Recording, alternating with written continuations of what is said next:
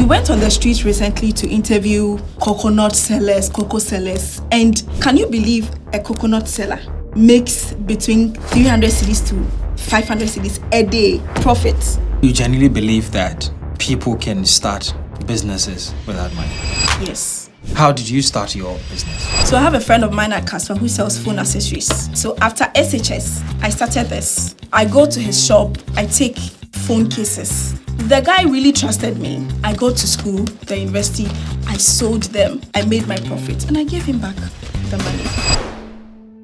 What are some of the painful memories of your past when it comes to money? So I gave money to a friend of mine. I lent money to a friend of mine, and he used that for better. Really? Yes. It was my school fees. I was trying to be compassionate, and the money just got lost. Very painful. Give me the top 3 shares that young people can invest in today. One of the companies appreciated by 1,000%. So if you had saved 10,000 cedis after last year, now you're making 100,000 cedis. You walk out, you get a taxi, or you get an Uber, or you get trotro, or whatever it is. And while you're sitting in there, especially the trotro is worse. The woman that is selling chewing gum comes around. The one that is selling polo comes around. Somebody is selling plantain. It's almost as if they are trying to push it down your nose to buy. Saving money is hard. The level of discipline required for a teenager to save money, we don't speak about it enough. A lot of people spend a lot of money on the wrong things. The most important thing is not how much you're saving, but the discipline and the consistency. If you do not want to be poor, you have to watch this conversation to the end. You're welcome to Connected Minds podcast. And you know, I always bring you the best conversations on financial literacy, business, and mindset. And every now and then, I throw in other things that I think you can benefit from. Today's guest is Priscilla Atta. Now, we're talking about financial literacy, and she educates people on how to save your money, the best place to invest your money, and how to grow your wealth over time. She's a financial literacy expert, and she's part of one of West Africa's leading digital platforms on financial literacy and youth empowerment, 30 Cedis. Priscilla is going to break it down. She has a board behind where she's going to go on there to explain exactly where to go from not being able to save to saving a lot of money to invest. This conversation is split into 4 parts, and she's going to take us through exactly how you can grow your wealth. Listen, because this is packed with a lot of knowledge. I'm excited. And if you make it to the end, I really want to know in the comments. And by the way, if you didn't know that you can listen to Connected Minds podcast on Apple or Spotify podcast, then take your phone right now. You can go on there and search Connected Minds. You can listen while you're playing golf, because I like to play golf. Or you can listen while you're driving to work and when you're cooking. Anytime you choose to do that. Stay with me. You're welcome to my studio, Priscilla. How are you doing? I'm good. Thank you so much for this privilege. I actually love the studio. Thank you. Thank you. I appreciate it. So my first question is, why should anyone watch this conversation to the end? Okay, if you do not want to be poor, you have to watch this conversation to the end. That's it. Priscilla, they are not going to forgive you on this one. I know, I'm aware. Now, what is your view on poverty in Africa? Well, I think we usually center our needs on the physiological needs from the Maslow's theory of needs. So from the Maslow's theory of needs, right, the last need or the basic need is the physiological needs. For that is food, shelter, clothing. So most of us are just stuck on that side. Immediately we have money for food, we have money for clothing, have money for shelter. We are done. But can people break out of being poor? People can break out. How? From being poor by venturing into a lot of businesses. Okay, there are no businesses that are better than another business. It would interest you to know that we went on the street recently to interview coconut sellers, cocoa sellers, and it blew our minds. Honestly, these people are making money But you might think I have a certificate. What am I doing there? You're missing out. What are some of the things you saw? Can you believe a coconut seller makes between 300 cedis to 500 cedis a day profit? Profit. Multiply this let's just take 300 cedis as the basis. Multiply it by 5 days. Multiply it by 1 month. You are in the office space. You are doing a white collar job. You might not even get that money. Is this some sort of a lie that we have been told when it comes to the way we should make money? Yes. Because our minds are centered to different types of businesses. There are businesses that immediately you mention, people think you are doing well. There are other businesses that when you mention, they do not even have time to probe further. Because to them, oh, these people are on the streets.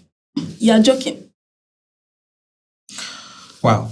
Priscilla, I need to ask you a question so that my audience can know you better. Okay. Before we really get deep into the conversation. How did you start this journey of empowering people on financial literacy?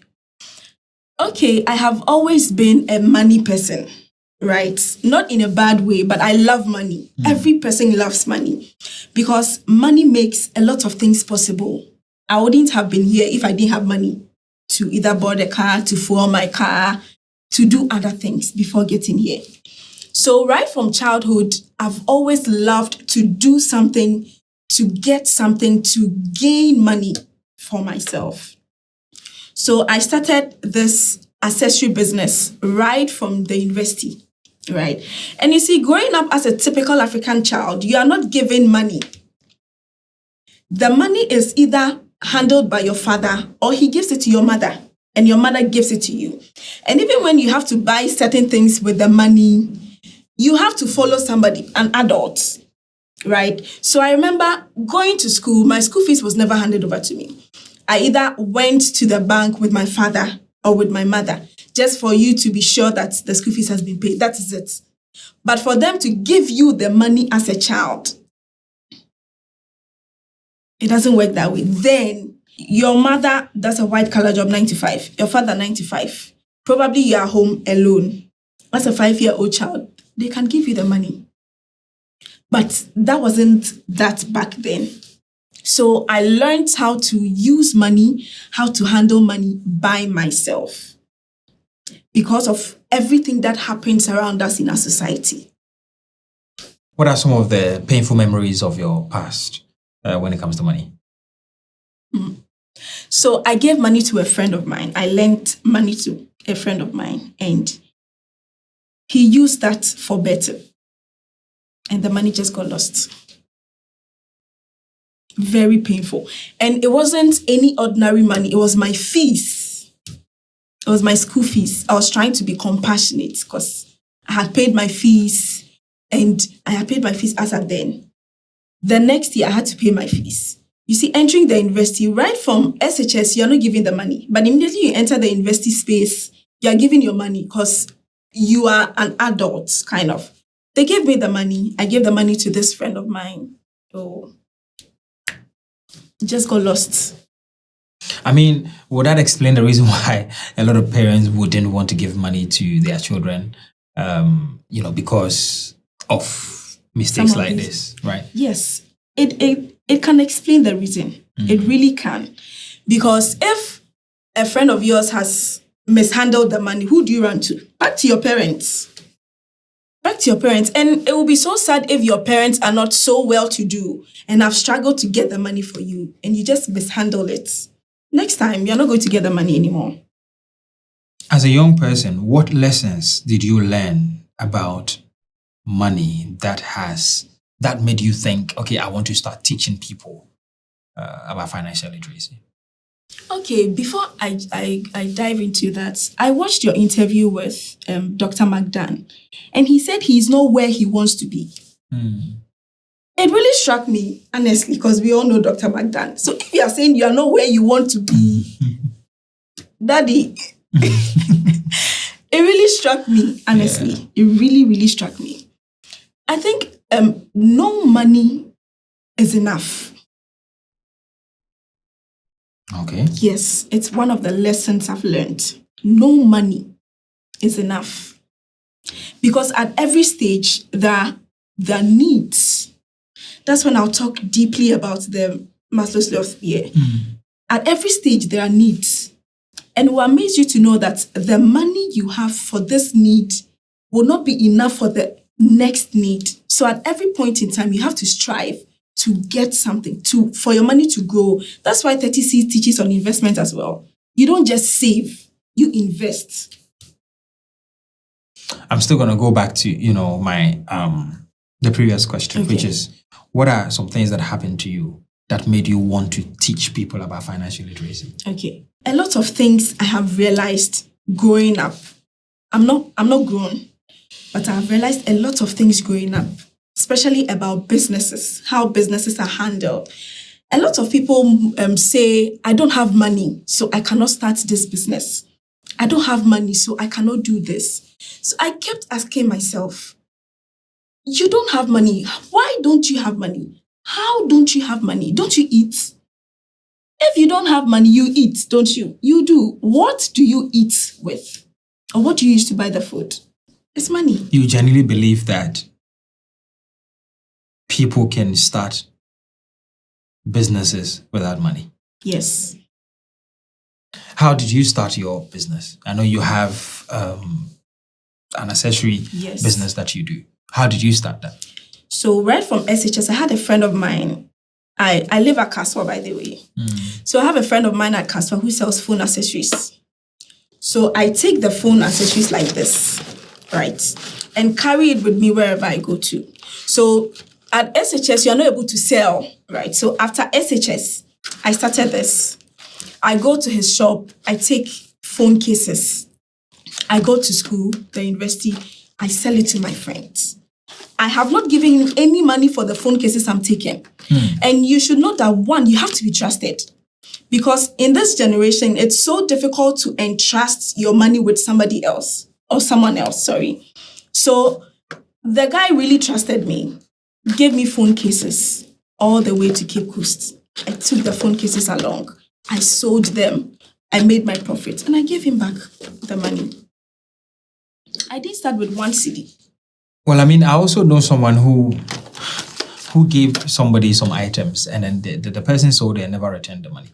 That's what I'm saying. You need to be trusted. You need to be trusted because coming by money is a very difficult thing to do, right? So if somebody has set up a business and you also want to start up yours by feeding from his, you need to be trusted. You need to build that kind of trust for somebody to be able to willingly give you something to go and sell and bring the capital back.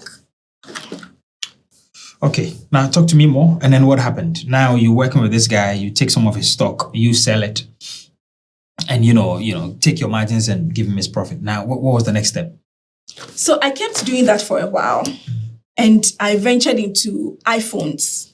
Right. So I had a friend of mine as well who used to sell iPhones right on campus. I go to this guy. I was not even using an iPhone by then, but I realized it was a phone a lot of students were using it. So I went to this guy on campus, spoke to him. Please, can you assist me? This is what I want to do. Once again, trust. This is what I want to do. Just give me one iPhone. So as at then, it was iPhone 7. He gave me an iPhone 7. I sold it to a friend of mine. And then I made a profit of 300 because I was not using an iPhone by then. So I didn't really know how to navigate through the phone, how to sell it to the person since I was not using it. So the profit margin was quite less. I just had to convince him to buy the phone. And it kept moving from there. Then my mother owns a fashion school. I manage the fashion school. I do sales, I do marketing, I do social media analytics, everything for her. Right? It was as a result of starting something like this. It was a terrain, right? Because at every point, as I said, at every point in your life, the money you started with might not be enough to carry you to the top. So you need to grow. So in as much as I still handle my mother's business, I still sell the phone cases. I'm in your studio now, but I have phone cases in my bag and in my car. I see you. Hello. This is my phone case. I see you're using an iPhone 17. You can try it on. You try it on, you love it, fine. If you don't love it, next time you see me, you know that this particular girl sells phone case. And even as at then, you've not sold it, but you've left an imprint in the mind of the person. I've asked this question a few times, but I want to ask you too. Okay. What is the number one skill that people need to learn if they want to grow their money or make money? I don't even know if it's a skill. Determination. I see. Yes. Determination and a shift in your mindset. Determination and a shift in your mindset. Because let me tell you, if you want to make money and you don't have a particular mindset towards making money, you're still going to be there. Yes, you're still going to be there. I gave some examples about some kind of businesses that are doing well on the streets, right? But we would rather prefer to be under the air condition, take home 500 cedis, Yep. rather than being in the sun, take home 500 cedis profit a day. Well, I mean, what are people running away from? Is it because look, being an entrepreneur is not an easy job, right? It's not. Now, so if you have to be under the scorching sun every day to make 500 cedis profit, some people would rather be in an air condition and take less, 2K a month, 3K a month, right? But why do you think people do that? Why would people prefer to stay under air condition or, stay in a job than to start their own business? Why would people do that? Social status. Okay. Yes. Social status. And when I talk about social status, it's simply what they think people say about them or people will think or perceive about them. Basically. And is this common in Ghana? Very common. I have a university degree. I'm a master's holder. I have a PhD. Your friend sees you selling coconuts. The perception they have about you is that you failed in life. But actually, that's not it. You are making money more than them, but they are failing to look at the aftermath. They are failing to look at what you are getting from it. But they just want to look at the outside. And we see a lot of coconut sellers who even wear suits because of social status. Really? Yes. There are a lot at 37. Those around Parliament House. They wear suits to sell coconuts. Purely because of social status? Yes. Right. Because there's a way packaging puts you out there, right? So I'm selling coconuts. You are selling coconuts. I'm in a suit. I look good. I'm a female. I've done very beautiful makeup, dressed neatly, selling coconut. The possibility that you choose me over the other person is high. It's a strategy. And recently, 30 seats, we interviewed a coconut seller. Yeah. Around 37. He said the same thing, packaging. There are some coconuts that are served in pack. Right. So they pour the water out in a very nice bottle. Some even give you straw. Thank you. Yeah. Some give you straw. As a matter of fact, I think there's been times when I've gone to buy coconut from my regular coconut seller, and if it doesn't have a straw, I get a bit upset. Exactly. I get a bit so upset. the probability with which you move to the next person with straw is high. Packaging. Yeah. You mentioned 3 things you really wanted to talk about. And number 1 was intentional saving. Number 2 is to invest wisely. And then number 3 is to start a business. Yes, now, I want you to take us through step by step. So the first thing we're going to start is intentional saving. How do people save their money? How do they build that? Especially, if somebody has a 9 to 5, how are they going to save to then eventually think of starting a business? Okay. So first of all, at 30 seats, we focus on savings because we've seen that a lot of people misuse their money. A lot of people spend a lot of money, right, on the wrong things. So most of our videos are centered on you're buying wachi, you buy egg, you buy willy, you buy salad. You buy plantain. You buy sausage. Only you. Why? The wache comes with beans. That's protein. Egg is protein. Sausage is protein. But the average Ghanaian will buy everything, knowing that I do not have money for the next day. So at 30 Seeds, we teach you how to use your money wisely and profitably to cut down some spendings and expenses. With that, a lot of people, or most people, use their money for betting. We talk highly against that as well. Because let me tell you, the money you are using for betting, please buy a sachet of pure water. Sell it. You make money and the business will thrive. There are no two ways to betting. It is wrong. That is it. I see. Betting is wrong. Why? Because, one, the society is so full of itself that we are tired of social liabilities. These people bet with the money. After that, even the benefits they get from the betting are wasted.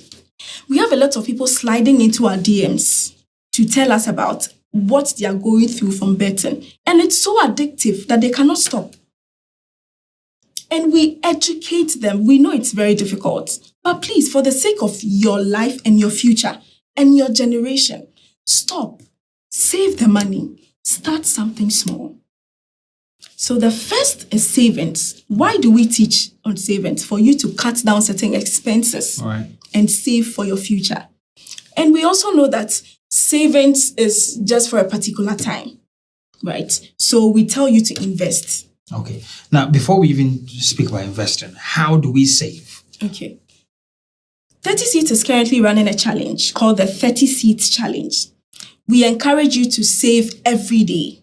So we started from 1st January. 1st January, you save 1 cedi. Second, you save 2 cedis. So if you start with 1 cedi, you just add up 1 cedi for the following day. A lot of people have this misconception about the challenge that you save 1 cedi today, save 1 cedi tomorrow. No, it's not going to give you 66,000. The aim is to get 66,000 by the end of the year. So you save 1 cedi 1st January. 2nd January, you save 2 cedis. 3rd January, you save 3 cedis. By the end of January, you should have saved 496 cedis. And even if you do not want to continue the challenge, 496 cedis is enough for you to start a business. What business can anybody start with 496 cedis? Phone accessory business. Where are they going to get that from? Talk me through that. You have 496 cedis. I started with nothing. Okay. You have 496 cedis. One of these phone cases goes for between 40 to an 80 cedi. Okay. Right? Yeah. So you can just buy 5 of that. Let's say if it's 50 cedis, 5 of that is going to be 250 cedis. You purchase it from a retailer. Okay. You go out. A retailer or a wholesaler? A wholesaler, sorry. Right. But you can even purchase from a retailer. Okay. Depending on the price. Exactly. Okay. And even the trust. Right. Because the price they can give to a different person is not the same price they give to you if you're a trustworthy person. Okay. You sell it to people. You can even put 30 cedis on it. Because now you see iPhone 17 Pro Max is raining. Get iPhone 17 Pro Max cases. People will buy. People will buy.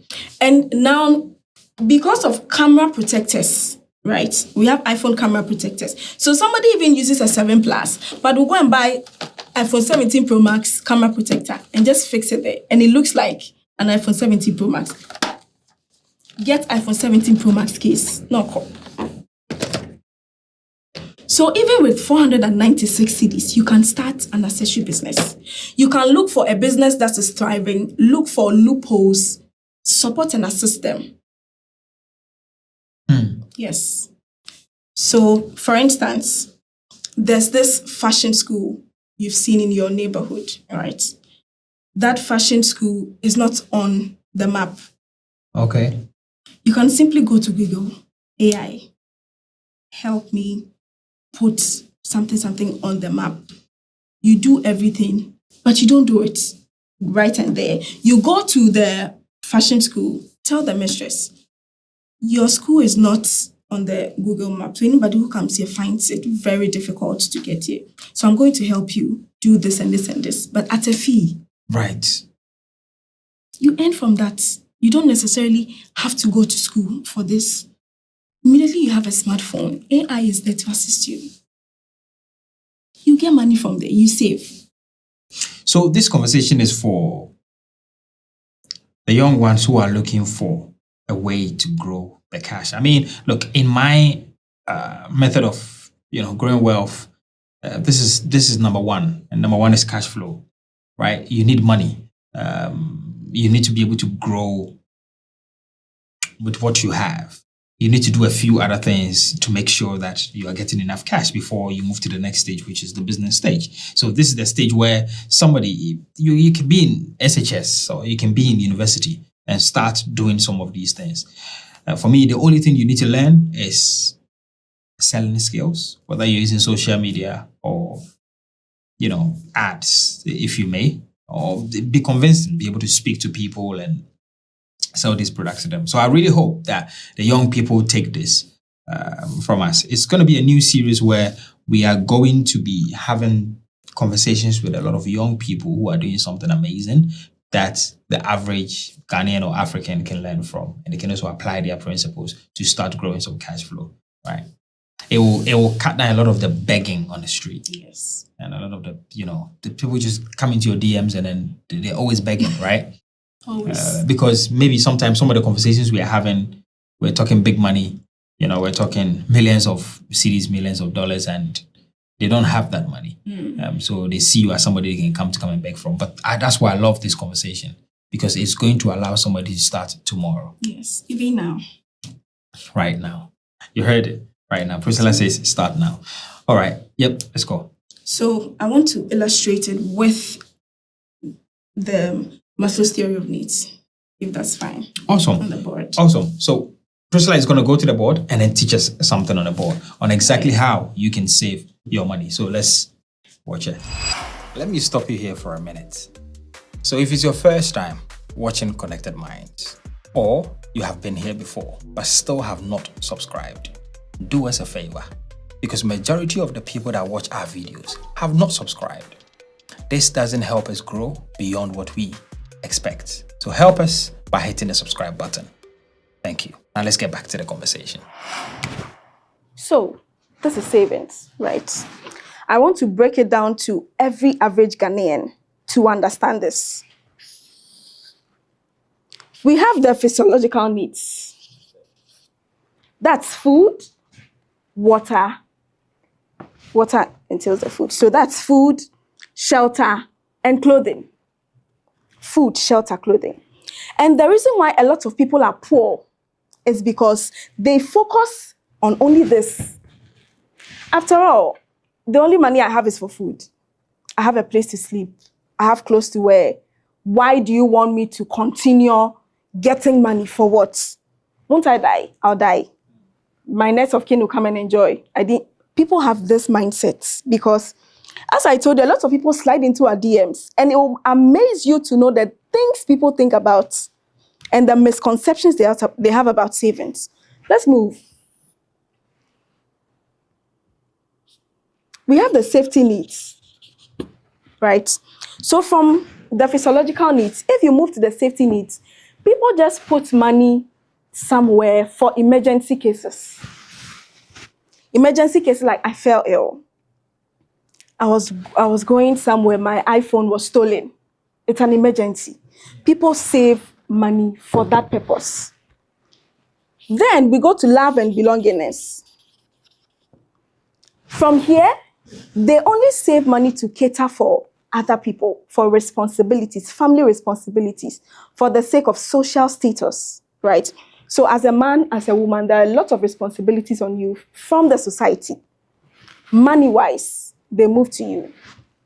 And you see, before you move from the physiological needs, the safety needs, the love and belonging needs, it might look like a little step from here, but it's not. It's money. And if you have 50 cedis to cater for this, 50 cedis is not going to cater for your safety needs, illness. Tell me a hospital that charges 50 Ghana. Just show me, I'll go there. 50 cedis can take care of this, but cannot take care of this. From here, you move to love and belongingness. You are married, you have a wife, you have children. What what is 50 cedis going to do for you, right? So 30 cedis teaches you how to manage the money from here, for it to translate to here, then it moves. You move to the esteem. That is when people want to do a lot of things for themselves, right? So I've bypassed the stage. Now, so this is where people start thinking about investments. Here, people start thinking about investments from the esteem. Because why not? I've catered for this, catered for this, catered for this. I now have to take care of myself and my future. That's the self-esteem. Then the final one, self-actualization. That's when they are fulfilled. This is where people invest into big time shares. And the shares work for them. They do not necessarily have to do something else. They are self-actualized. That's why I loved it when Dr. McDan said, he's not where he wants to be. But to us, he's self-actualized. But to him, he is not. Do we see the difference? That is where social status also comes here and the perception of people about you. So you have to work hard to change that perception. And the comments people give, especially in our DMs and our comment section about why will I save? My next of kin will come and chop the money. Let me put it in that way. See, in the typical Ghanaian environment, if you die, it is what is said about you after the death that matters. Imagine you only had money to take care of it, and even to take care of your family, extended family. But please, die right now. They would refer you that you didn't leave any property. And we are not leaving property with just word of mouth. It is money.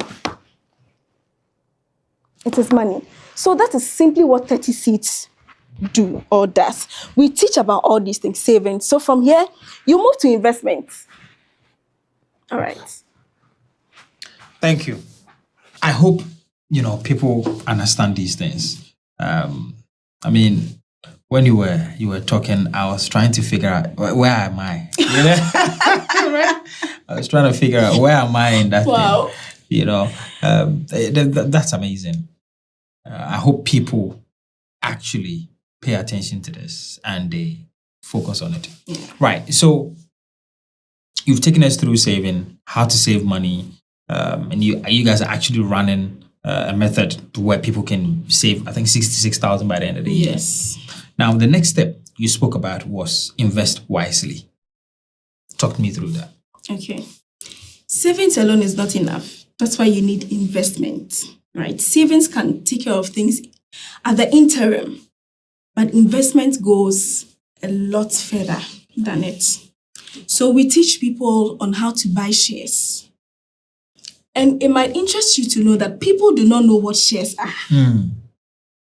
Okay, so tell us, what is it? Let me use this water, cup of water, right? And let's say we have an orange here. The water explains. So let me just give the simple definition between shares or differences between shares and treasury bills. People don't know. Okay. For treasury bills, they are regulated by the government, right? And no matter what, there's water in this cup. I'll drink. At every point in time, I go for the cup. There's water. I drink. That's treasury bill. If you save 10,000 cedis by the beginning of the year, and let's say the government imposes a percentage for treasury bill, no matter what, by the end of the year, you've gotten an addition to the money. Okay. It is fixed. That is treasury bill. But when it comes to shares are not fixed. And shares are simply buying a part of a company. So we created a video on buying shares from MTN. If you buy shares from MTN, it means you're buying a part of MTN. Okay. And if MTN is doing well, your shares will do well. Right. But for the treasury bill, it is stagnant, or it is the same because it is regulated by the government. So if government decides to increase the percentage, so be it. But for shares, you cannot determine when it's going to rise or it's going to fall. That's the difference between shares and treasury bills. So Kwame is watching you now. 19-year-old, you are speaking fantastic, Priscilla, and they want to buy some shares. Where do they start from? Okay. First of all, you can start by saving. Okay. Yes. You save, you take a portion of that savings to investment, right? We've created a lot of content for IC Wealth. I don't know if you heard of IC Wealth, yes. And we are hoping to get a partnership collaboration with them. We hope this video will get to them. You can invest or buy shares using the IC Wealth app. There are processes. You register, you get a CSD account. Then you buy the shares. They have a lot of companies that are registered on IC Wealth. Okay. Without IC Wealth, you can also use the Black Star app. Okay. Yes, but for now, we create content on the IC Wealth, and we'll definitely move to the Black Star app. But for the IC Wealth, it's just simple. You just download it from your phone, either App Store, Play Store. You start registering, you get your CSD account, you buy your shares, you move. Give me the top 3 shares that young people can invest in today. Personally, I invest in MTN shares. Okay. Goil. We came across the increment in Goil's percentage last week. As of last year, Goil's shares were 1 cedi 50 pesos. Now it's 3 cedis. Okay. Yes, and we also shot content on Benzo oil palm plantation. Okay. Yes, it's doing very well. You can buy shares from there. And just recently, one of the companies appreciated by 1,000%. So if you had saved 10,000 cedis after last year, now you're making 100,000 cedis from buying the shares. I mean, but what's the point of buying, like using your money today as a 20-year-old to buy shares? Like, what's really the end goal for buying shares? For your future, that's one. Okay. For your future. We didn't grow up learning about shares. I don't think, well, my parents didn't sit me down to teach me about, I didn't even know what shares were, right? But now 30 Seats is here. We are teaching you about shares. You can start now. The money you would invest into betting, please buy shares with them, with the money. Well, somebody's thinking, well, if I buy shares and I have to wait a whole year for a price of, a company to go from 1 cedi 20 pesos to 2 cedi 50 pesos, then what's the point? The point is that you don't get huge money in 1 minute. No, nobody gets huge money in 1 minute. I'm here, I want to be the MP for Kaswa. I am not the MP for Kaswa, and I cannot just wake up and be the MP for Kaswa or expect that I buy TomTom for somebody and because of that I'll be an MP. No, it's a process. It's a process. You need to go through the process. Just buy the shares. Forget about it. Just come back after 1 year and it will amaze you. And it's even teaching you to be disciplined. Because if you're not disciplined, you cannot grow money and you cannot keep money. Like, you see, in the lives of a lot of young people in Ghana, what's one responsibility that takes a lot of money from young people? Expenses. Okay, from food, daily activities. Let me give you an example. I'm an NSS personnel. I see my bosses always buying 100 cedis jollof. I want to buy 100 cedis jollof. Are you your boss? You are not your boss. Your boss has worked hard to be where he is. And he is fine spending 100 cedis on jollof for lunch. My dear, who are you? How much are you taking for NSS? Expenses. So we teach you to cut down certain expenses. And let me tell you, in the long run, you'll be glad you did. But like, how do you actually build the discipline? Because saving money is hard. While you were speaking, I was just thinking about when I was 17 years, I used to work, teach this lady, Chance, in London. I used to teach her computer repair services, right? Okay. So, I'll go to a house and then, she used to pay me, I think around the time, about £18 an hour. I used to work with her on Wednesdays. I never saved any money. I never saved any money. But she was paying me £18 and on Wednesdays I used to do about 3 or 4 hours, maybe 3 hours with her. But I never saved any money. It's really hard. It's hard. Like the level of discipline required for a teenager to save money, it's we don't speak about it enough. Especially when by the time I get my money, there's Air Max 90s I want to buy. My God, iPhone 17 Pro Max. Right?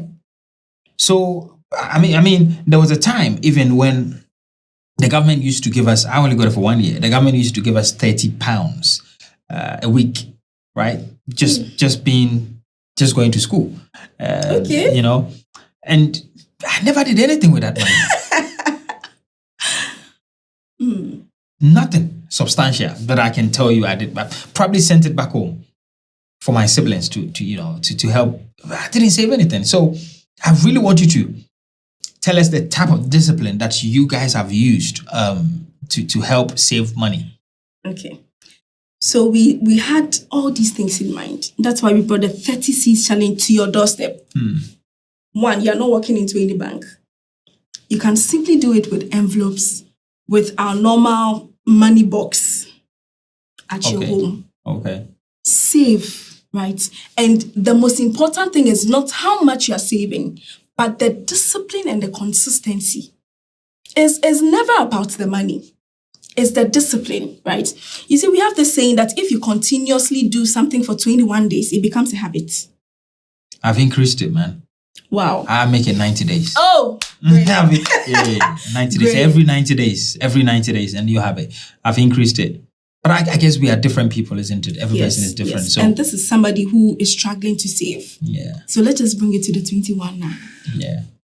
Well, I mean, look, it's habit, isn't it? So for me, I figured out that if someone has a really bad habit, you aim for the stars, right? So you aim for 90 days. So if you end up doing 60 days, hey, if you do 30 days, fantastic. Great. Right? But the longer you do a habit for, it stays with you. Yes. Great. That's why the 30C challenge is for 365 days. For the whole year. And if you're not able to save today, right? If you get the money tomorrow, just put it in. You walk out and you have 500 cedis in your pocket. You get a taxi or you get an Uber or, you get a trotro or whatever it is. And then while you're sitting in there, especially the trotro is worse. The woman that is selling chewing gum, comes around. The one that is selling polo comes around. Like a whole lot of people come around. It's almost as if they are trying to push it down your nose, right? To buy it. And this young man is sitting there and he's thinking, Charlie, this thing, I can buy some. And then you get off. Once you get off, you see all these roadside sellers. Somebody selling plantain, roasted plantain. So it's hard. It is. There's no lie. It's hard. It's difficult. Then when you get home, by the time you get home, food is not ready. Maybe mama has not made food. Some Indomie. There's an Indomie seller by the door. Right outside. So we are in no way saying, I'm trying to make people understand that because it's hard, not a lot of people do it. And that's the reason why people remain poor. That is it. So for me, I always say the way people become wealthy is by being disciplined only 5% more than the average person. Just 5% of your habit. 5%. Just be a little bit more disciplined by just 5% than the average person. And you're winning. That's quite insightful. Yeah. Just something a little above what the average person is. Exactly. That's it. Right? And I think it's the reason why, some people become great at, saving money, building wealth, and growing their finances. Okay, right. So your next one is, what's the last one? The last one is starting a business. Okay. In as much as savings and investment is hard, starting a business is hard. Yeah. Yes, it is very hard. But as I stated earlier, you do not necessarily need $100,000 to start a business. Please, wherever you find yourself, there's definitely a service you can provide. Look for that service and clock it. But we've heard this thing for so many years. Why are people not doing it? People are not doing it because of their mindset, right? I do not mind selling phone case alone to get my money or to get what I want to get. Right? Let's say I have a target for the month. I want to get about 400 cedis profits. Yeah. Sorry, 4,000 cedis profits. And I know I can holistically sell this case to get my 4,000 cedis. Please, I'm selling this case forever. But like, Priscilla, what are some of the Ghanaian mindsets that are keeping young people from starting businesses? They want to start big. They want to start big, right? I walked into your studio. I did not have a shop, but I have what I sell. I don't need a shop. I carry it wherever I go to. I came here. You just taught me that what the person or someone struggling to save can do is just to be just 5% above the average person, right? It's imprinted in my mind. I go home. I try to work within that 5%. It's a mindset from what you've taught me here. You didn't necessarily have to put me in a classroom to teach me this. Verbally, I picked it. But like, isn't that also because of the type of person you are? Because there are people who, look, imagine a classroom, 25 students. You just illustrated savings. Let's say this was a classroom, 25 students. And then you put an exam paper out, and then only one person gets an A star. Okay. Doesn't that tell you the type of individuals? Like, it is the makeup of us that makes us suffer? On one side, yes. Okay. On the other side, no. Okay. On the other side, no, because... Let me stop you here for a minute. So if it's your first time watching Konnected Minds, or you have been here before but still have not subscribed, do us a favor, because majority of the people that watch our videos have not subscribed. This doesn't help us grow beyond what we expect. So help us by hitting the subscribe button. Thank you. Now let's get back to the conversation. You learn not only from yourself, but from people. Okay.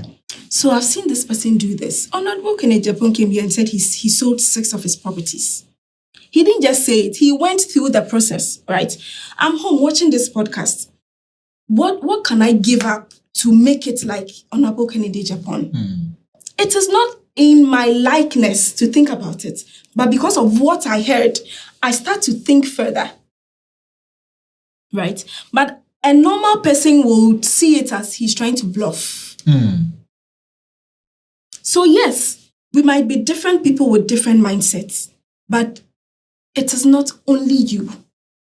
You do not center it on only yourself. So what needs to change? What do we need to let go in our lives to embrace these things you are teaching us today? Our old way of doing things. And some of them are? Some of them are how to save money. Okay.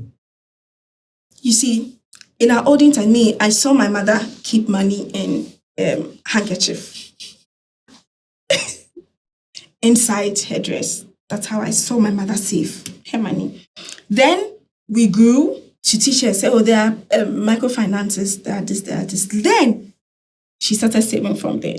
She might have also learnt from her mother or from wherever she learnt it from, right? But we grow. Yeah. Your mindset to be able to change things. Yeah. I'm sorry. You just took me back when you said how your mom saved money. And then you just took me back to the blue sheet on grandma's table. Underneath, she saved her money. And there was never more than 3 cedis. Right? So you lift up the blue sheet. So when I go to her and I say, Grandma, I'm hungry. And then I say, well, no, go to the regular place. And then I'll lift it and I'm like, I'm seeing coins and it just took me back. But that's how she saved her money. She didn't have a bank account. Yes. In her time, in fact, she's dead now, but she didn't have Momo at the time, was not available.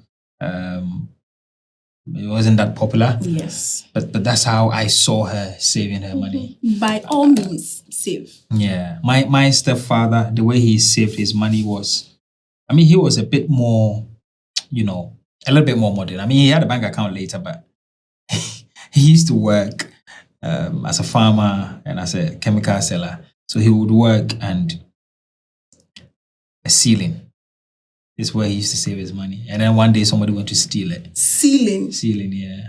Yeah. So, I mean, he thought being smart, isn't it? So nobody thinks about that. Wow. But in the ceiling, he had a small place there. And unlucky for him, the neighbor, he was sharing the same ceiling with the neighbor, right? So it's just a wall. It's just a wall. And that guy went through there and, took all the money he had. I'm sure it wasn't more than 10,000 cedis, but like, my point is, this is what we saw, Yes. right? It didn't really matter how they did it. It's the fact that they did something. That's it. To keep some money, because they knew that a time will come where they will need to go to their savings. Yes. Yeah. Okay. Great. Now, what businesses? I think you've spoken about some of the businesses that people can do. Is there any more businesses that you guys have seen on the street that the young people can put money in? Yes. Okay. Talk me through. What's some business? The porridge business. Okay. It's like cocoa in the Ghanaian language. Right. Yes. A lot of money is in that business. Okay. Yes. Any more? We recently interviewed somebody who sells cocoa, and it will amaze you to know these people are making money. Okay. We've interviewed about 3 people. Like the least of them makes 500 cedis a day. In net or gross? Gross. Okay. Okay. Any more businesses that young people can do? So I've mentioned the phone case. Yeah. I've mentioned coconut the porridge business. I've mentioned coconut. Yeah. Another business is providing service, technology, okay, AI. Now, AI does a lot of things that 30 Seeds teach our audience, right? So I gave an example of the Google Map situation.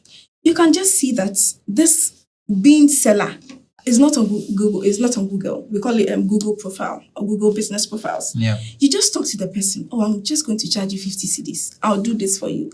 And people would see your business on the map. It's a business opportunity for you. Right. You can... Yeah, go on. Okay. You can design flyers. Now, you don't even need to go to school. There's Canva to assist you. There's YouTube to assist you. So, I figured out that maybe the reason why a lot of people don't do it is because, one, they don't have the knowledge, and then two, they're not courageous enough, and they don't believe in themselves enough, right? To be able to do some of the things that we have been speaking about. But I hope that more young people understand and, begin to take some steps towards their life. Because for me, throughout my journey of entrepreneurship, I have understood that at every step in my life, money has become more important. And health can scare you by surprise. And it's one thing that people spend. For me, I say, look, something people spend their money on the most: education, right? Today it's education. People will pay anything for their kids to have good education if they can afford. Food, we spend money on, but it's not even at that scale than education, right? And then you have things like, parents, how they spend money on children is huge. Yes. But the biggest thing is health. Health is something most people spend a lot of money on. So people should save. They should put some money down, have some emergency savings, have money you are saving for investment, have money you are saving for, for your lifestyle as well. So learning to do some of these things will be very, very important. Very, very important. Now, Priscilla, is there anything that we could have spoken about that you still think you can put on the table for us to talk? Okay, it's the perception about money. Okay. Yes, the perception about money. And what I want the young people to change is their perception about money. Okay. And how you're making the money. We want them to know that there are genuine businesses you can venture into to get money. Yeah. You do not need the shortcut to get the money. No. We do not want social liabilities in our society anymore. Please, you can do it. That's the mindset. You can do it. If a coconut seller can tell us he's bought shares, like, what are you saying? You can do it. Just do it in a genuine way and in a legal way. That's all we need in the society. We really want Ghana to progress. Ghana is doing well. But you and me are to be accounted for that. Yes. So do business in a legal way, please. Make your money in a legal way. And also the notion people have about people who have money, that's usually, it's through an illegal means, right? In the Ghanaian local dialect, we say, wafa baby. No. Do it. That's it. Do it legally. So that's what I just want young people to have in their mind. You can do it. Yeah. And I mean, because of some of the conversations we've been having, sometimes when I go on the street and people see me, I'm beginning to feel that the words are getting in. Lives are beginning to change. People are beginning to think differently. Knowledge is potential power. If you feed on the right knowledge, you would have the right information to change your life. So hopefully, the work is being done. Now, what's the best advice you've ever received? Okay, from Dr. Macaulay. He's not where he wants to be. Thank you very much. Yeah. So to my viewers and to my listeners, I'm hoping you enjoy this. This is some new series that we are doing. We might be releasing this once every month or twice every month. So watch out for it. A lot of young people are asking that they want to see conversations where they can relate a lot more. So that's the reason why we have listened and we are doing just that. Now, if you made it to the end, I'd love to know. And share this conversation with someone who is also going to benefit from it. Take care. My name is Derek Abaite, and I'm out.